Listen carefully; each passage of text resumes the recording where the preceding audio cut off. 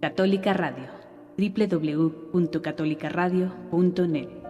Id por todo el mundo y proclamad la buena nueva a toda la creación. Radio independiente al servicio de la Iglesia, transmitiendo desde Guadalajara, Jalisco, México.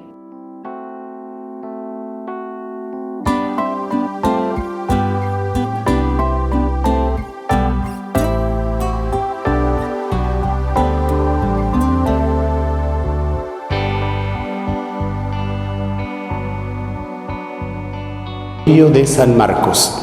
Quiero tomar como punto de partida que hoy estamos justamente celebrando la fiesta litúrgica de San Marcos Evangelista. Y con este motivo hemos pensado en nuestra parroquia de Santa María de Guadalupe poder compartir una conferencia en particular sobre el Evangelio de Marcos, y que sea esta la oportunidad para que poco a poco, en varios meses, vayamos teniendo una visión de los evangelios en la Sagrada Escritura. Tomar el Evangelio de Marcos, el Evangelio de Mateo, el Evangelio de Lucas, el Evangelio de Juan, y luego así ir conociendo a nivel comunitario los evangelios y características en el estudio teológico de la Sagrada Escritura.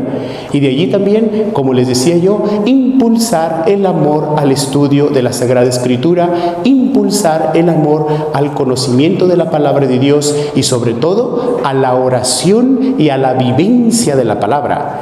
Que la palabra de Dios sea motivo para nosotros de permanente oración, de permanente testimonio y de permanente estudio. Hacer, como lo decían los padres antiguos, hacer una lección divina, acercarnos a la lectura orante de la palabra, conocimiento de la palabra y vivencia de la palabra. Es el objetivo.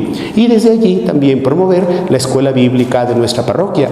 Las escuelas bíblicas son un instrumento para la cercanía en el estudio de la palabra de Dios, en la oración de la palabra de Dios y sobre todo en el testimonio de la palabra.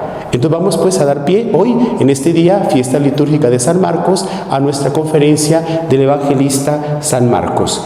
Continuamos ahora. El contenido que vamos a desarrollar en esta noche está en estos puntos establecidos.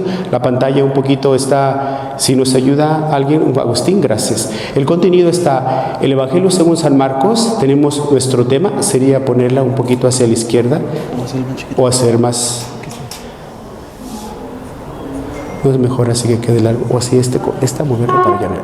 Muy bien, ahí está, muy bien, gracias. O acercamos la mesa para corregir la cámara. El contenido sería, por lo tanto, entonces el tema es el Evangelio de San Marcos. Vamos a ver también algo acerca de el autor de este Evangelio, que es justamente Juan Marcos, el que conocemos como discípulo de San Pedro, el autor de esta obra del Evangelio de Marcos, que así lleva su nombre. Luego, la fecha de composición. Estudiaremos también algunos datos sobre la fecha en que fue escrito y también cuál es el período histórico que cubre esa fecha. Un periodo histórico que para nosotros será importante porque se remontará justamente a la experiencia de la iglesia primitiva y a la primera experiencia también de predicación apostólica. Y eso es muy importante en nuestro estudio. Luego hablaremos también del destinatario y de los propósitos de la obra. El destinatario nos referimos al auditorio en el cual pensó San Marcos cuando escribió su Evangelio. Y luego, cuando hablamos nosotros del propósito de la obra, nos referimos a la intención teológica. ¿Cuál es la intención teológica que tuvo Marcos cuando él escribió su Evangelio? Él quería algo de sus oyentes, él quería suscitar, él quería mover a sus discípulos, a los oyentes que iban a escuchar su Evangelio, a leer su Evangelio, y eso le llamamos propósito teológico o intención teológica. Después de ello hablaremos del contenido del libro. Vamos a hacer un pequeño esquema de cómo está estructurado el Evangelio de San Marcos. Y ese esquema nos debe dar ya idea de cuál es el objetivo que tiene también a nivel literario y a nivel narrativo. ¿Qué es lo que pretende el Evangelio a nivel narrativo? Y vamos a descubrir una belleza muy importante. Y la belleza es que San Marcos pretenderá justamente a la luz de su contenido y a la distribución de su contenido, extenderse en el misterio pascual de Cristo y hablarnos de Él como aquel en quien se cumplen las profecías del Antiguo Testamento. En Él está la persona del Mesías, en Jesús está la persona del Mesías que cumple la expectativa de todo lo que se dijo del Antiguo Testamento hacia el Mesías, y como Cristo Jesús cumple en perfección ese perfil y luego lo realiza mediante el gran misterio de la pasión, de la muerte y de la gloriosa resurrección. Hablaremos de esa parte cuando hablemos del contenido propio del libro. Luego resumiremos algunas ideas claves. Es el siguiente punto. Se habla ahí en el siguiente punto, resumen del libro. Y vamos a resumir algunas ideas claves que nos den como hilo conductor de la narrativa de este evangelio. El hilo conductor de la narrativa de nuestro evangelio. Después concluiremos con algunas peculiaridades que tiene el evangelio. Ustedes saben que todos los evangelios pretenden llevar a cabo la obra del querigma. Y realizan justamente lo que hoy leímos en el Evangelio de Marcos en la misa, el mandato misionero. Todos los evangelios realizan el mandato misionero. Vayan por todo el mundo, prediquen el evangelio a todas las naciones, hagan que sean mis discípulos, bautícenlos en el nombre del Padre, del Hijo y del Espíritu Santo. Enséñenles a cumplir lo que yo les he mandado y sepan que yo estaré con ustedes todos los días hasta el fin del mundo. Ese mandato misionero lo consigna en el capítulo 16 el Evangelio de San Marcos. Y ese mandato justamente lo realiza el propio Evangelio, porque cada Evangelio es un anuncio vivo de Cristo, un anuncio que nace de aquellos que vivieron la experiencia con el Señor Jesús y que ahora quieren compartirla a nivel de fe, para que todo aquel que crea en su nombre encuentre la vida eterna. Todo aquel que crea en el nombre de Dios, entonces en Él encuentre la vida eterna, en el nombre de Cristo nuestro Señor. Bien, pues entonces ahí hablaremos de las peculiaridades que tiene en tres conceptos, en tres renglones. Primero serían, ¿cuáles son las palabras clave de este evangelio? ¿Cuáles son las palabras que reitera y que repite? ¿Y qué sentido tienen esas palabras clave? Y luego, ¿cuáles son algunos eventos que tiene de manera singular el Evangelio de Marcos? Cuando un evento se narra en los tres evangelios, se dice que ese evento es de la triple tradición, porque está narrado en Mateo, en Marcos y en Lucas. Decimos que ese evento se llama evento de la triple tradición. Pero hay acontecimientos que los narra solo el evangelista Marcos, o solo el evangelista Mateo, o solo el evangelista Lucas. Hay eventos que son propios de ellos, y hablamos de ese evento como los grandes eventos peculiares que quiere narrar el evangelio. Y también esos eventos peculiares tienen el objetivo de ayudarnos a comprender que hay una intención, que hay un deseo que tiene el evangelista y por lo cual narra ese acontecimiento para sus oyentes y quiere comunicar ese mensaje a sus oyentes. Y finalmente concluiremos con algunos pasajes famosos que tiene el Evangelio de Marcos. Pasajes que sin duda alguna nosotros ya los hemos escuchado al venir a la Santa Misa, o quienes tienen la oportunidad de estar en la escuela bíblica, también en el estudio de la escuela bíblica, seguramente ya escucharon pasajes selectos del Evangelio de San Marcos. Y aquí recordaremos algunos de ellos, sobre todo para que ese pasaje siga dejando su huella de luz bendita en el corazón del que lo escucha. Que deje su huella de luz bendita ese pasaje en el corazón de nosotros que lo escuchamos. Bien, así será un poquito nuestro esquema de estudio y por eso nos vamos a ir de aquí como a las 11 de la noche. Muy bien, vamos ahora al tema central del Evangelio de San Marcos. Por cierto, ya preparamos aquí agüitas frescas, ya tenemos panecillos, quesito y todo a la salida para que no se vayan a desesperar. ¿Verdad, Cristi? Muy bien, es una broma, ¿eh? Las agüitas frescas en casa. Bien, el tema central del Evangelio de Marcos. Quiero tomar ahora la palabra de Dios y tener como referencia justamente el Evangelio de Marcos para dar inicio en la gran afirmación de apertura, que es una afirmación, podemos decir, rotunda, y es una afirmación definitiva, y es una afirmación de orientación, y es una afirmación contundente. Es la afirmación primera con la cual abre su obra el evangelista San Marcos. Y en esa afirmación vamos a encontrar prácticamente todo el sentido del evangelio. Voy al Evangelio de Marcos en el capítulo número 1, que es el de la apertura, en el verso número 1. Y dice así: comienzo del evangelio de Jesús el Cristo, el Hijo de Dios, conforme está escrito en el profeta Isaías. He aquí que envío mi mensajero delante de ti, él habrá de preparar tu camino, voz del que clama en el desierto, preparad el camino del Señor, enderezad sus sendas. Aquí tenemos la apertura del Evangelio. Y la primera frase es comienzo del Evangelio de Jesús, el Cristo, el Hijo de Dios. Con estas palabras abre el Evangelio afirmando tres verdades fundamentales. Una, reconocemos a Jesús, conocemos a Jesús, y para el auditorio de aquella época hemos palpado a Jesús. Complemento con lo que dice San Juan, aquello que hemos visto con nuestros ojos, aquello que hemos tocado con nuestras manos y aquello que hemos oído con nuestros oídos respecto del verbo de la vida, que es Jesús, eso os lo anunciamos, que Jesús es el verbo de la vida. Y bien, ahora San Marcos hace la misma afirmación a su estilo y nos dice comienzo del Evangelio de Jesús. Ahora bien, este Jesús tiene también dos características, por así decirlo, en la misión que el Padre Eterno le ha encomendado. Él viene en calidad de Mesías y Él viene en calidad de Hijo de Dios. Entonces descubrimos en Jesús las dos afirmaciones. Jesús, que es el Cristo, y recuerden ustedes que la palabra Christos en griego significa justamente Mesías en hebreo.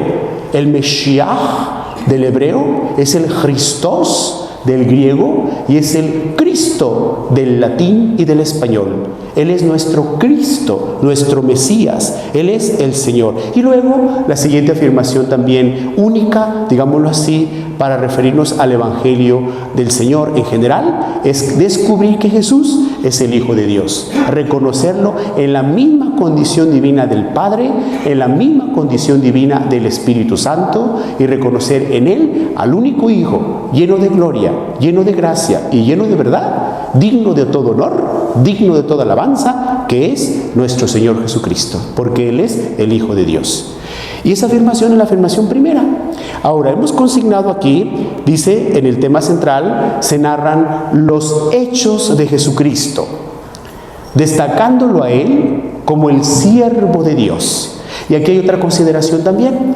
El siervo de Dios o el siervo de Yahvé es una figura del profeta Isaías, que se narra en los famosos cánticos del siervo de Isaías, donde se nos explica el sacrificio de un personaje que llega a ofrecer toda su vida por la salvación y en la fidelidad a Yahvé, su Dios. Y vamos a ver cómo Jesús cumple también ese perfil. Jesús es el Hijo de Dios que llega a ofrecer en agotamiento todo su ser, toda su sangre, toda su alma, todo su amor, toda su vida por nosotros. Y ofrece en sacrificio su ser por nosotros para darnos vida nueva. Igualmente en fidelidad a Yahvé, que es en el Nuevo Testamento identificable con nuestro Padre eterno, con nuestro Padre Dios. Y entonces ahí descubrimos ya dos características: Jesús presente como el Mesías y el Hijo de Dios, y luego Jesús presente como el siervo de Yahvé. Él es el siervo de Yahvé, viene como humilde servidor. Y de hecho Jesús lo dijo: yo no he venido a ser servido, sino que yo he venido a servir y a dar la vida por el rescate de todos. Por el rescate de todos. En hebraísmo, muchos significa todos en la Sagrada Escritura. Es una expresión hebraica, el rescate de muchos, pero su significado es todos, aplicable a todos. Y luego, después de la apertura del gran tema, que es Jesucristo, destacándolo como siervo de Dios, que ha venido a dar su vida por muchos, como dice el texto, en el hebraísmo significando todos, incluye también a los gentiles. Esta palabra de que incluye a los gentiles es: Jesús el Señor viene a dar la vida no solo por el pueblo de Israel, no solo por el pueblo de la alianza, no solo por el pueblo de Moisés, no solo por el pueblo del pacto con Abraham, sino que viene la apertura del pueblo de Abraham y de la fe en Moisés, de la fe en la ley de Moisés, viene la apertura a todas las naciones. De hecho, el Evangelio de Marcos podemos considerarlo como un evangelio que está dirigido a los gentiles. Es un evangelio universal. Quiere hablar y expresa justamente la salvación universal de Cristo a todos los hombres. Podemos decir a todos los hombres de todos los tiempos, de todos los pueblos, de todas las razas, de todas las lenguas, de todas las naciones. Y ahora queremos decir a mí, a mí. Que digan ustedes, esta obra quiere realizarla Jesús en mí. Jesús realiza su salvación en nosotros. Bueno, la apertura está así en ese número 1, capítulo 1, verso 1, y la conclusión del Evangelio justamente cierra las afirmaciones que nos narra a lo largo de los mismos capítulos. Cuando recuerden ustedes el momento de la cruz, cuando el centurión se acercó al Señor para quebrarle sus piernas, y no lo hizo porque ya el Señor Jesús había muerto, y entonces no le quebró las piernas, pero hizo su lanzada, y después de todo ello el Señor expira. Y cuando el Señor expira, dice la Sagrada Escritura que quien presenció aquello hizo una gran admiración. Es Evangelio de Marcos capítulo 15. Cuando sucedió que el Señor expiró, dice así en el 15:39, el centurión que estaba frente a él, al ver que había expirado de aquella manera, dijo, verdaderamente este hombre era el Hijo de Dios. Entonces, la afirmación primera de que Jesús es el Cristo y el Hijo de Dios es la afirmación última, que verdaderamente Él es el Hijo de Dios. Pero fíjese bien en qué momento tan supremo se manifestó su condición divina y su condición filial al Padre, en el momento de su sacrificio. Cuando Él se entregó en sacrificio, se descubre que Él es el verdadero Hijo de Dios. Por lo tanto, el gran tema de todo el Evangelio, podríamos decir, es descubrir a Jesús como el Hijo de Dios. Ahora, relato un poco acerca de Jesús, siervo de Dios en acción, como nos dice aquí la Filmina, Jesús, siervo de Dios en acción. Mateo relata en los discursos, en cambio Marcos narra la acción. Si ustedes compararan el Evangelio de Mateo con el Evangelio de Marcos, Mateo abunda en discursos. Y hay discursos muy bellos. De hecho, Mateo se divide en 5 grandes discursos. 5 grandes discursos. En cambio, en Marcos encontramos pocas palabras y mucha acción. Este evangelio es un evangelio práctico, es un evangelio cotidiano, digámoslo así. Es un evangelio ordinario en la acción de Cristo, expresando los sentimientos más nobles en el sentido humano y espiritual de Cristo Jesús, para dar a conocer el mensaje de la salvación. Por eso dice ahí que Mateo relata en discursos, en cambio Marcos se goza en hacer la narración a nivel de acción de Cristo, y también compartir los sentimientos ordinarios de Jesús. Otra afirmación que se descubre del Señor Jesús es que Él se presenta como el Hijo del Hombre. Vean ustedes aquí las afirmaciones. En la Sagrada Escritura, cuando se habla de Jesús, hay varios títulos cristológicos.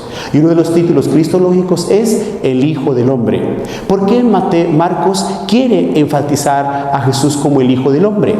Porque como su evangelio está destinado no solo a los judíos, sino a todos los pueblos, quiere Marcos que haya una empatía entre todas las naciones que reciban a Jesús, para primero presentárselos a ellos como el hijo de Adán, como uno de los nuestros, como de la raza humana. Y luego, después de que ya se presenta a Jesús como el Hijo del Hombre y como perteneciente a nuestro género humano, a nuestra raza humana, hablará de la realidad de Él como Mesías y de la realidad de Él como Hijo de Dios.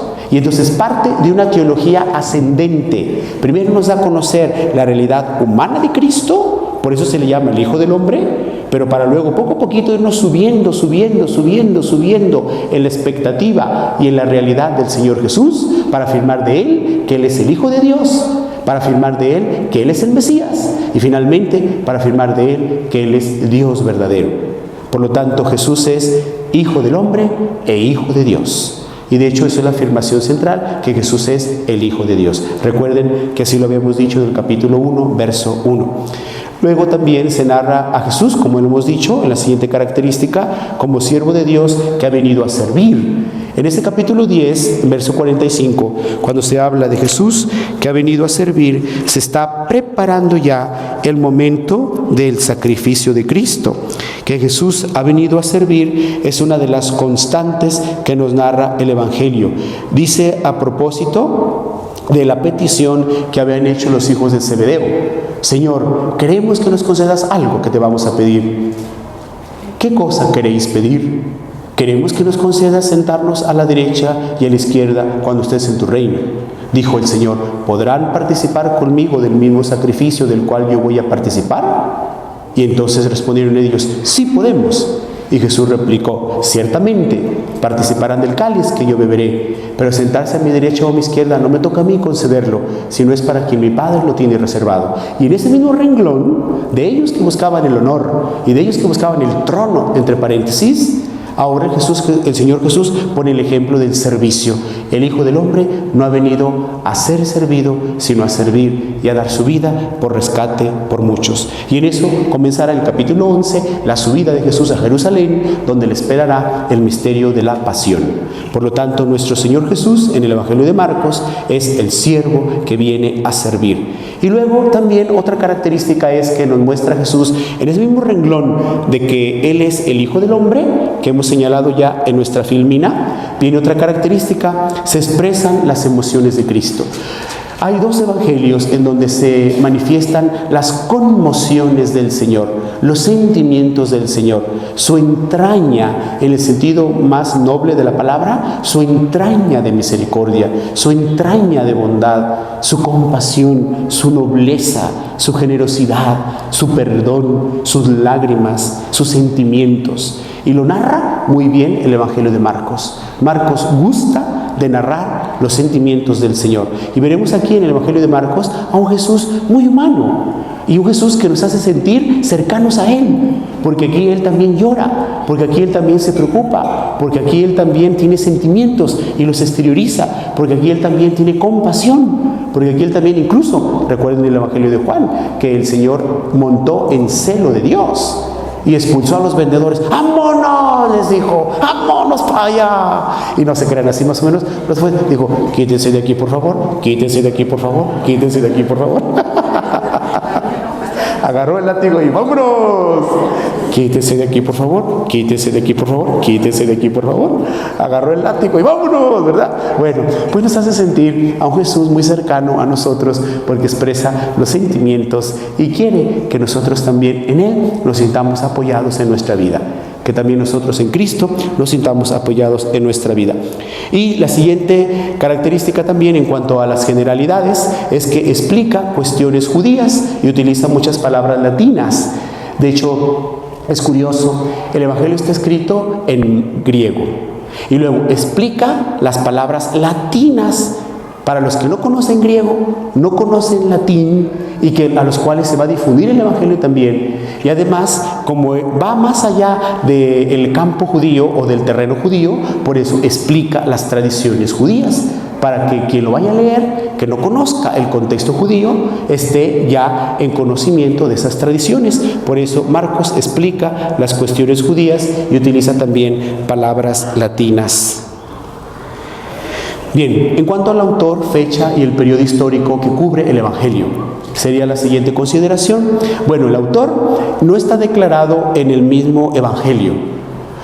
Las cartas de San Pablo normalmente narran justamente: yo, Pablo, siervo de Dios por Jesucristo el Señor y enviado por Él para anunciar su Evangelio a la comunidad cristiana de Roma. O así se da ciertos títulos en algunos documentos de la Sagrada Escritura. Pues bien, los evangelios, en el Evangelio de San Marcos no encontramos la autoría explícita. No encontramos la autoría explícita. Debemos a Papías y vemos a Ireneo de Lyon y vemos a otros autores de antiguos que se haya conocido la atribución de este evangelio a San Marcos. A San Marcos. De hecho, se dice que en algunos de los pergaminos y de los papiros antiguos no venía el título del evangelista, Por ejemplo, hoy nosotros tenemos la Sagrada Escritura, abrimos la Sagrada Escritura y ahí dice Evangelio según San Marcos y comienza la narración.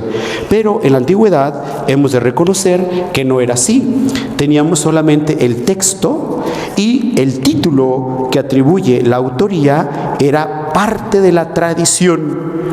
Cuando digo parte de la tradición, no quiero desmentir la autoría de Marcos, claro que no. Lo que sí quiero decir es que no formaba parte del texto sagrado el título de la autoría, no formaba parte, sino que se fue añadiendo poco a poco, claro, con respaldo histórico y también con respaldo de la tradición, para que sepamos que el Evangelio que estamos leyendo es de San Marcos.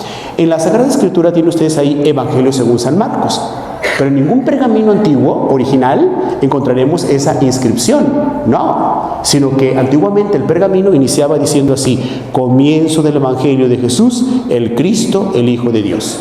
Y ya, comenzaba a narrar. Pero decía, yo Marcos, yo le escribí, yo fui, yo lo escribí, yo. Marcos no hizo así en su técnica literaria, sino que es parte, como les digo, de la tradición, claro, bien amparado en los santos padres de la Iglesia. Bien, luego, ¿quién es este Marcos? Si decimos que es de Marcos, ¿quién es este Marcos? La tradición, como dije yo, lo atribuye a San Marcos. Hoy hemos leído la carta de Pedro, el capítulo 5, verso 13. Está en el testimonio, en el último de los 3 testimonios, donde se narra a San Marcos. Primera de Pedro 5:13. Y se dice que Marcos colabora en la misión con Pedro. Incluso Pedro le llama a mi hijo Marcos. A mi hijo Marcos. Lo adopta como hijo en la fe y Marcos sigue la tradición de la predicación de Pedro y consigna. Por eso también el Evangelio de Marcos tiene una característica. Es un evangelio, digámoslo así, querigmático, es un evangelio de la iglesia primitiva y es un evangelio discipular. Dado que el Evangelio de Marcos quiere que sea el mensaje a todas las naciones, entonces nos invita a ser discípulos del Señor. Por lo tanto, el Evangelio de Marcos es Evangelio del discípulo y es también el Evangelio del querigma. Se anuncia en modo especial la predicación primitiva apostólica. La predicación primitiva apostólica consignada en el Evangelio de Marcos en toda su obra. Y eso debido también a que él toma el anuncio del querigma que narra Pedro. Ahora, les quiero recordar también que los primeros anuncios querigmáticos del libro de los Hechos de los Apóstoles son de San Pedro. San Pedro tomaba la palabra y predicaba. Luego también veremos grandes desarrollos querigmáticos con San Pablo. Pero el primero al cual se le atribuyen los anuncios querigmáticos es a San Pedro. Y si Marcos fue discípulo de él, entonces Marcos consigna esos anuncios querigmáticos en su evangelio. Por eso se le ha llamado a San Marcos evangelio querigmático y también evangelio discipular, dado que pretende que las naciones enteras sean discípulas del Señor. Y confirma así el mandato misionero. ¿Qué opiniones tenemos acerca de la fecha de composición? Bueno, si pensamos que San Marcos fue discípulo de Pedro y que escribió su evangelio en autoría también con Pedro, en el sentido de que Pedro predicaba y él escribía, por así decirlo, así más o menos la dinámica, entonces hay 2 tendencias en la historia de la narración evangélica. Que haya sido escrito el evangelio después de la muerte de Pedro, consignando la muerte de Pedro en el año 65 o 66, después de aquel disturbio tan grande que hubo también en Roma, promovido por el emperador, no, antes, Nerón, por el emperador Nerón, gracias. Y en esa consideración, algunos pensaban que el Evangelio fue escrito antes de la muerte de Pedro, incluso que Pedro mismo hubiera dado, por así decirlo, su aval, de que él predicaba, San Marcos escribía, y luego ya se consignó el Evangelio, y Pedro dijo, sí, o si no dijo Pedro, mira Marcos, ven, aquí cámbiale Marcos, aquí yo no dije eso, aquí cámbiale, así. Bueno, fue una experiencia ordinaria, muy bonita, de veras, así era, de leer los textos, y luego San Pedro, digámoslo así, decir si sí o no la narración. Hay que pensar en una creación narrativa ordinaria. Y lo bellísimo es que Dios ampara ese proceso natural, ordinario, y luego le da el sello de la inspiración. El sello de la inspiración. Porque todo, acuérdense, es por obra del Espíritu Santo. Bien, algunos piensan que fue escrito antes de la muerte de Pedro, otros que fue escrito durante el ministerio con Pedro, y otros que fue escrito después de la muerte de Pedro y fue escrito en Roma.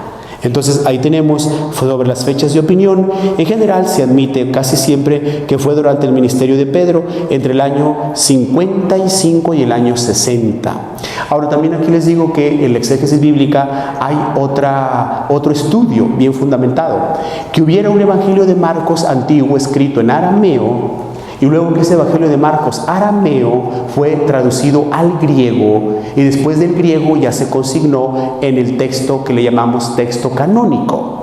Y de ello, bueno, hay muchos estudios. Yo simplemente opino, conforme la mayoría, que este evangelio puede ser considerado en su escritura entre el año 55 y el año 60 en la primera redacción, porque también los evangelios, como toda obra literaria, fueron llevando a cabo varias redacciones, y eso se hace en un estudio más profundo cuando se estudia lo que se llama la crítica textual.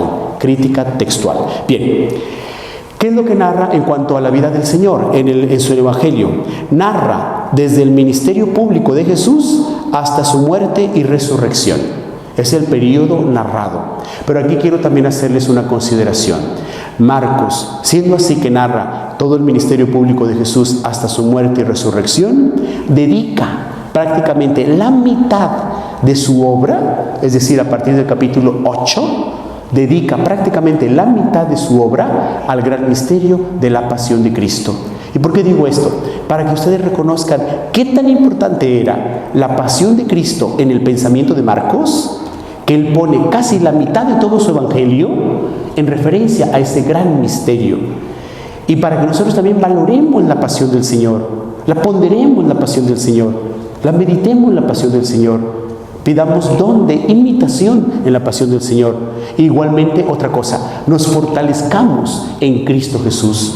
Al ver sus padecimientos, nosotros nos veamos fortalecidos y unirnos en la pasión de Cristo, que sería el camino auténtico del discípulo, que sigue la misma suerte de su maestro, que viene a entregarse en amor y fidelidad, que viene a estar obediente al Padre, que se mantiene en comunión con Él, y que con Él y por amor suyo toma la cruz y luego lo sigue.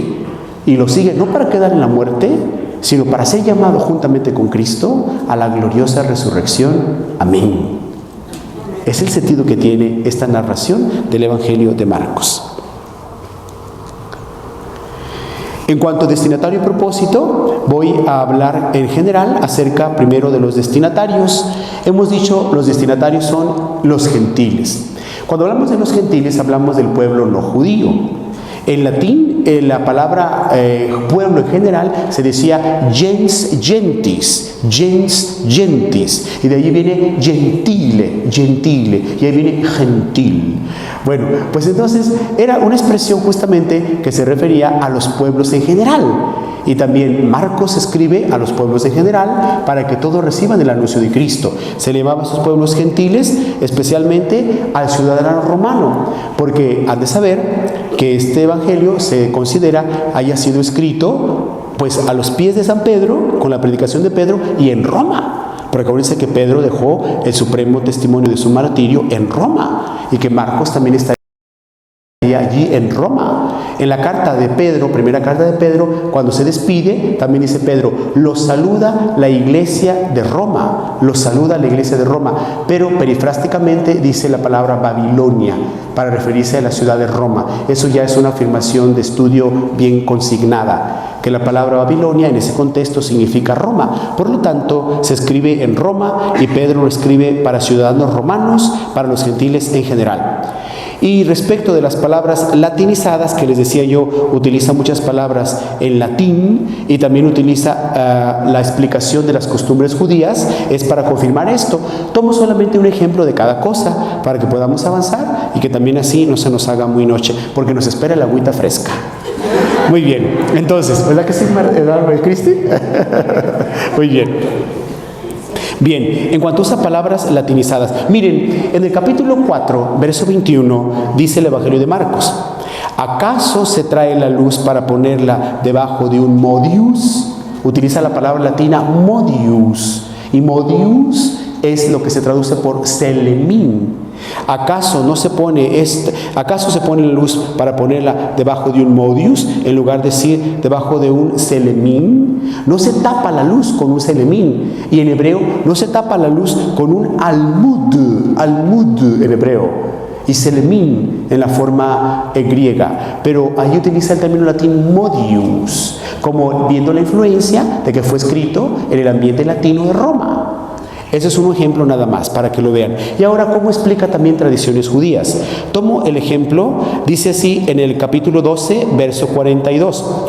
Cuando aquella viuda dio sus 2 moneditas, en la forma griega no dice 2 moneditas, no dice, sino que utiliza una medida típica hebrea que se llamaban las blancas. Había 2 tipos de moneda llamada blanca, y luego se explica qué era esa blanca.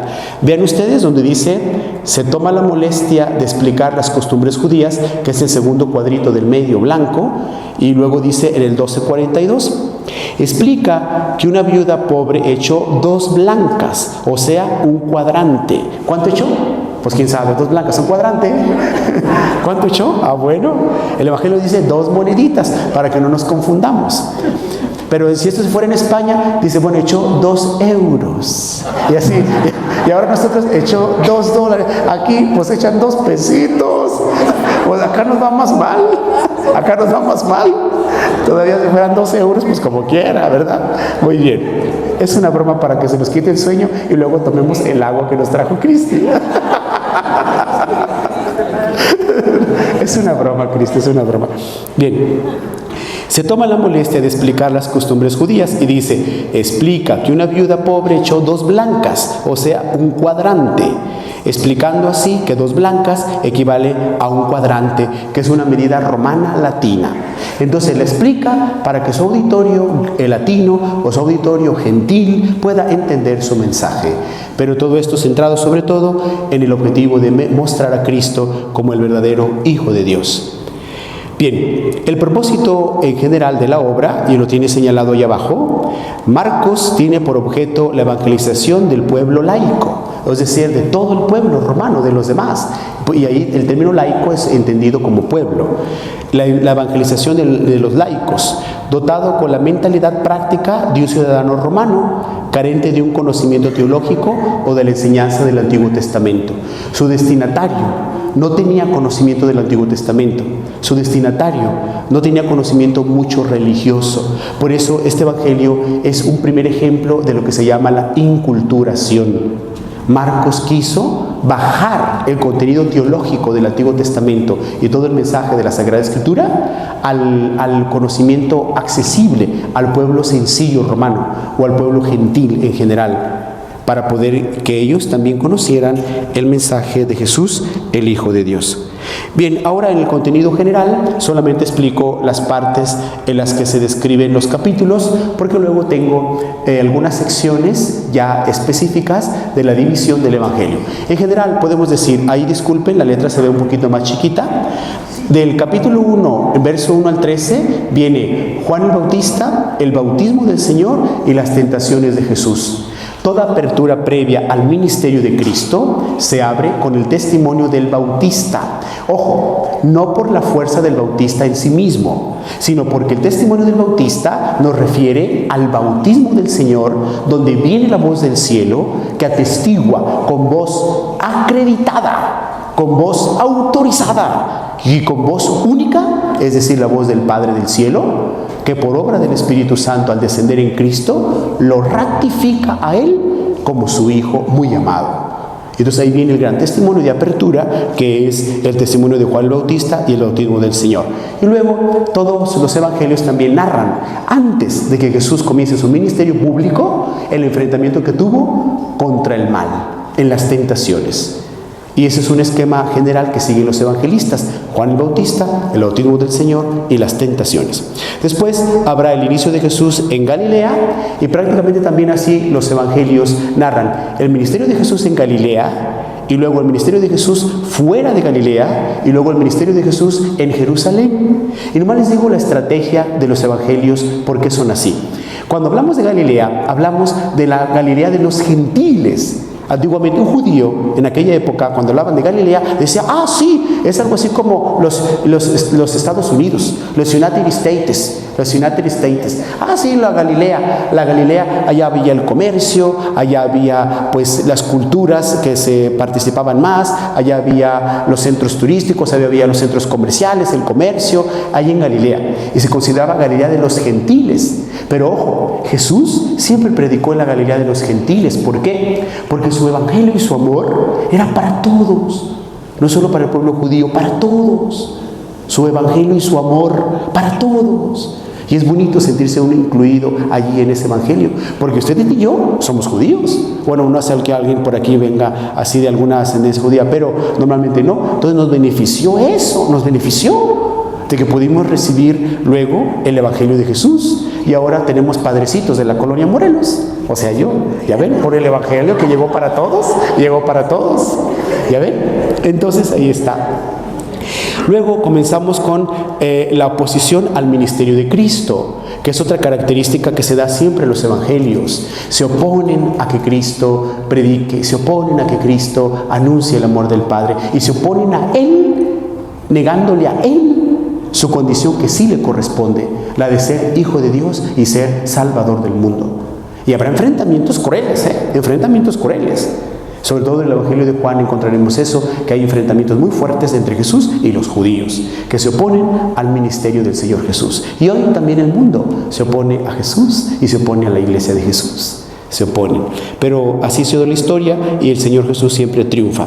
Después viene la predicación del reino. La siguiente característica, capítulo 4, la predicación del reino a través de parábolas, que también es un recurso permanente en los evangelios, para luego pasar al ministerio de Jesús en torno al lago de Galilea, que también allí, no sé por qué, geográficamente hablando, el lago de Galilea siempre fue un centro de amor, digámoslo así, y de irradiación evangélica de Cristo y de predicación de Cristo, el lago de Galilea. Después entraremos al tema de Jesús en la Cesarea de Filipo y Decápolis, que es más allá de la Galilea de los gentiles, para llevar luego a Jesús en el capítulo 10 a Judea, y de allí ya prepararlo en su camino a Jerusalén. Bueno, en general así un poquito los pasos, por así decirlo, de la obra de Cristo en su predicación.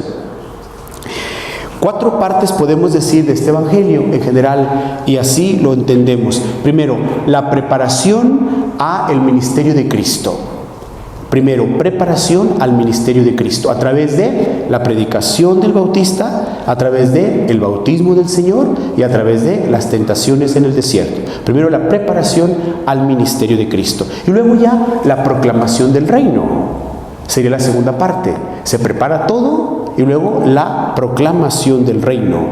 Esa proclamación del reino son las enseñanzas de Jesús en torno a distintos temas, pero centrado en un eje que va en el llamamiento de los discípulos, y luego en las curaciones que él realiza y la expulsión del demonio, que es una tarea muy especial en Marcos, para indicar el poder de Cristo a establecer la presencia de Dios en el mundo y erradicar el dominio del mal. Él viene y expulsa el enemigo, y el enemigo sabe quién es él. ¿Qué quieres tú con nosotros, Jesús de Nazaret? Sabemos quién eres. ¿Has venido a destruirnos?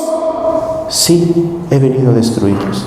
Y ya, ¿qué tal, Así, el diablo viene enojado. ¿Qué quieres tú? ¿Has venido a destruirnos? Sí, he venido a destruirte. Y ahí viene el reino de Dios, con el poder de Jesús, con el dedo de Dios que es bendito.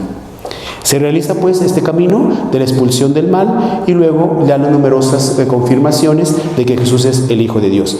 Luego se narra del capítulo 8 al capítulo 10 las grandes predicaciones, que yo quiero aquí centrar las grandes predicaciones en tres partes de un mismo tema. El Evangelio de Marcos, en el capítulo 8 al capítulo 10, narra en 3 momentos la pasión del Señor. anticipa la pasión del Señor. Pero ojo, no tengo oportunidad de profundizar mucho en ello, pero sí les digo, cada anuncio de la pasión del Señor trae consigo exigencias de seguimiento del discípulo.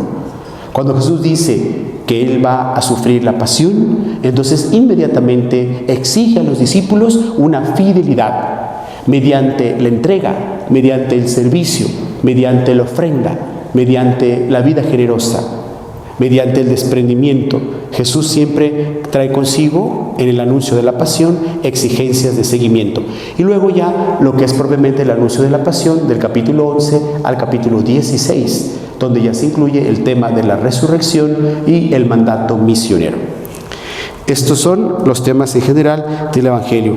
Y tengo esta filmina para que vean ustedes los movimientos geográficos del Señor Jesús. Los movimientos geográficos del Señor Jesús. Corresponde a cada punto un inicio del Señor. Él casi hacia los inicios, por así decirlo, de esta parte norte del mar de Galilea, del mar muerto, ahí inicia su ministerio con el bautismo. Y luego de ahí sube en esa flechita roja hasta Nazaret, en donde comenzará un gran ministerio. Y de allí se va hasta la región de Tiro y de Sidón, más arriba, donde está el número 4. Y luego sigue de allí el Señor en su ministerio, según San Marcos, a la otra región del Jordán, en el número 5, donde está la Decápolis. Y así pues ustedes imagínense todos los trayectos tan bellos de evangelización en toda la región. Cristo para Judea, Cristo para Galilea, Cristo para la Decápolis, Cristo para Ciro, Cristo para Sidón, Cristo para Tiro, Tiro para Sidón, y luego Cristo para Transjordania, y ahora Cristo para América y Cristo para Santa María de Guadalupe.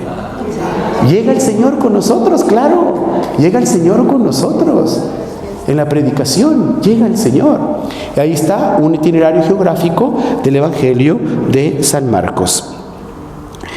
Ahora, en algunas peculiaridades para que las tengamos presentes y podamos aprovechar ya hacia la conclusión de nuestro tema.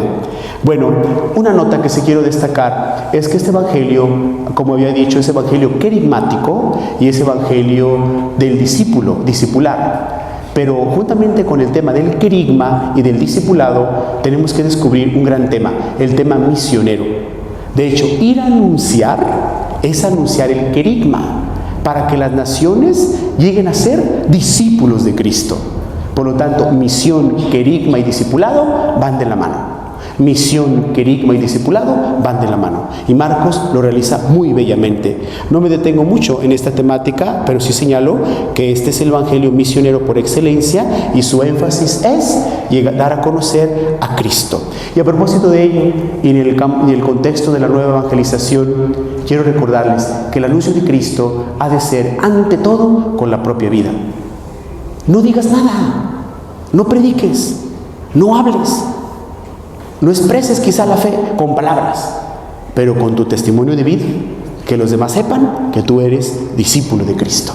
Allí sí, ahí está la clave, ahí está la clave. Y si se puede además predicar, pues predica. Pero lo primero es tu propio testimonio, tu propio testimonio. El Evangelio, el domingo, el Evangelio de Juan nos decía, en el modo como ustedes se amen, los demás van a saber que ustedes son mis discípulos.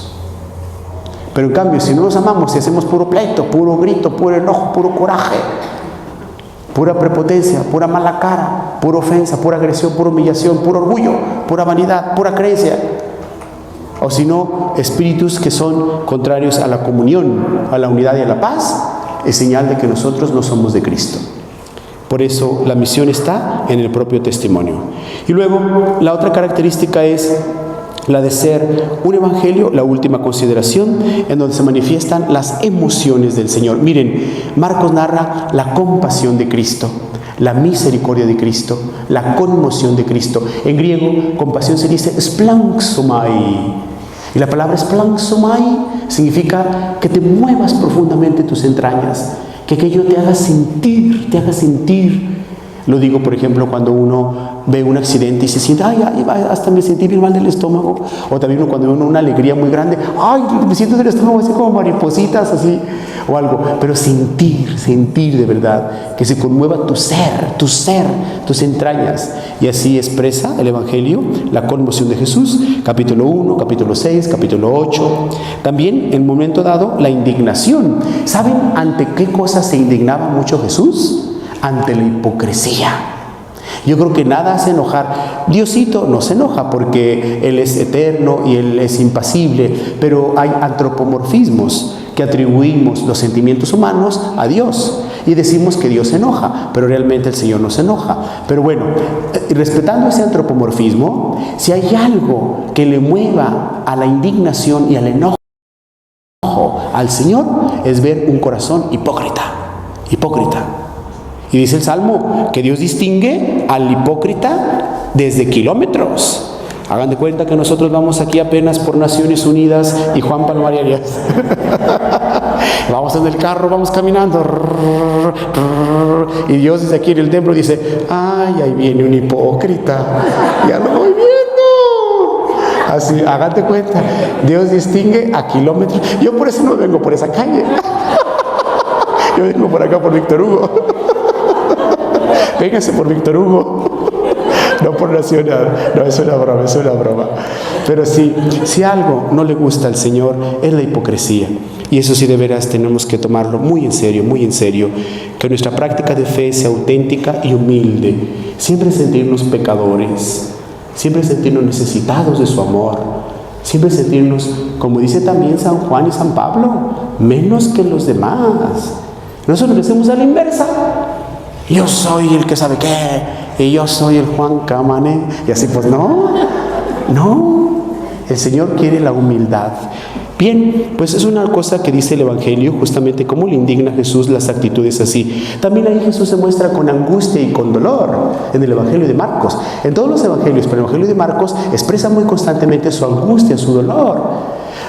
Llorar, sentir pena y tristeza, realidades que Cristo vivió con la fortaleza de Dios su Padre, que es nuestro Padre. Y entonces también ustedes, cuando llegue el mismo momento de llorar o de sentirnos con una pena, con una tribulación, con una enfermedad, con una angustia, acuérdense del Señor y pedirle al Señor, Señor, que en ti y en nuestro Padre, tu Padre que es mi Padre, tenga yo la fortaleza de mi vida. Ayúdame, Señor, ayúdame. Y decirlo con toda tu fe. Ahí está Cristo, que también llora, tiene angustia y dolor, y es una consideración para sentirnos comprendidos por Dios nuestro Señor. Y luego Jesús también que gime como en un gran pesar. Hay dos testimonios, capítulo 7, verso 34 y en el 8, donde Jesús gime ante su pueblo y el dolor. Y eso significa también un gran sentimiento del Señor Jesús. Ahí están las peculiaridades, evangelio misionero, evangelio que muestra sentimientos profundos de Cristo, como lo son su compasión, su misericordia, su indignación, su angustia y su dolor. En una palabra, Jesús, el Hijo del Hombre, que viene a darnos a nosotros la salvación y la vida. Peculiaridades del Evangelio en general, ya estamos en la conclusión. 1, Juan el Bautista que prepara el camino al Señor, como una síntesis de todo el Evangelio, está en el capítulo 1. Y luego Juan el Bautista prepara el camino del Señor.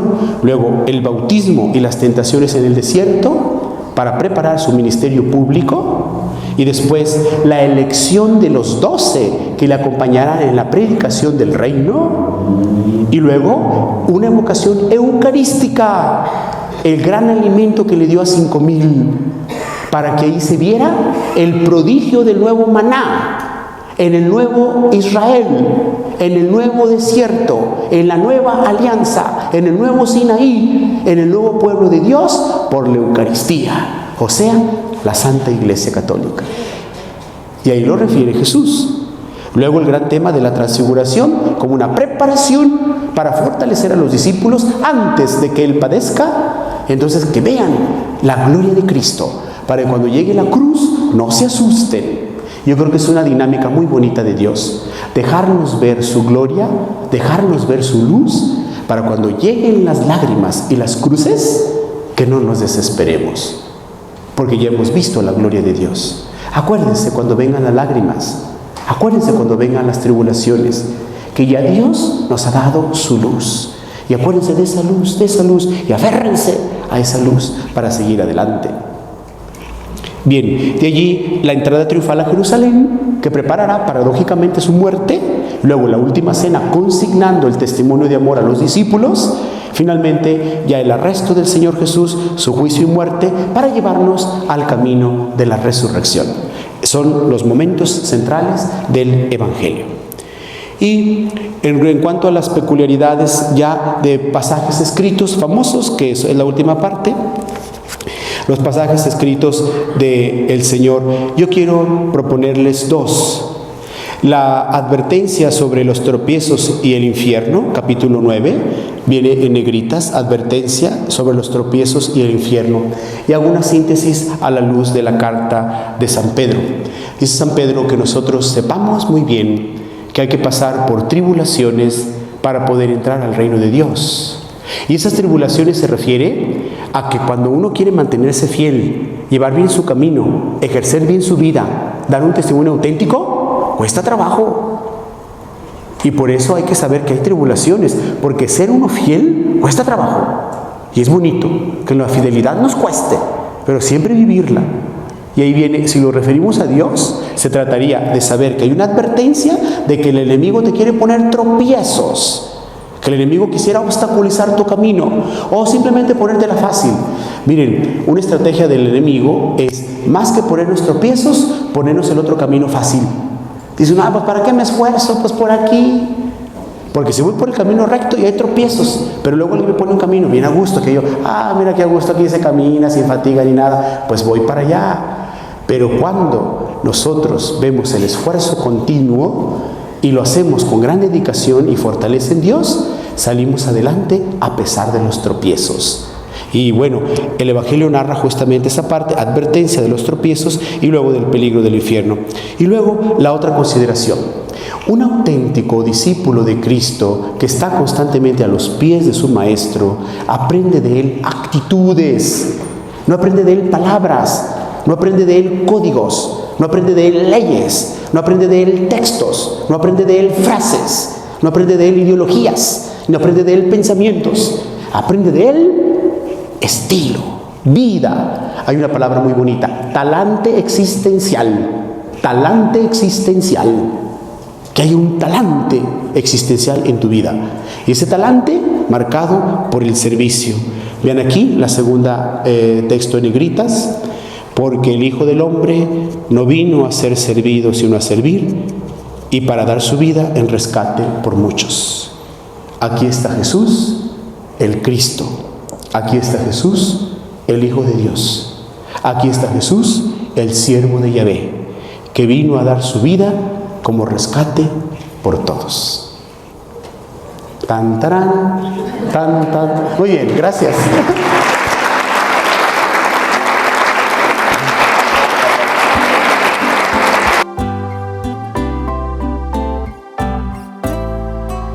Católica Radio, www.catolicaradio.net. Id por todo el mundo y proclamad la buena nueva a toda la creación. Radio independiente al servicio de la Iglesia, transmitiendo desde Guadalajara, Jalisco, México.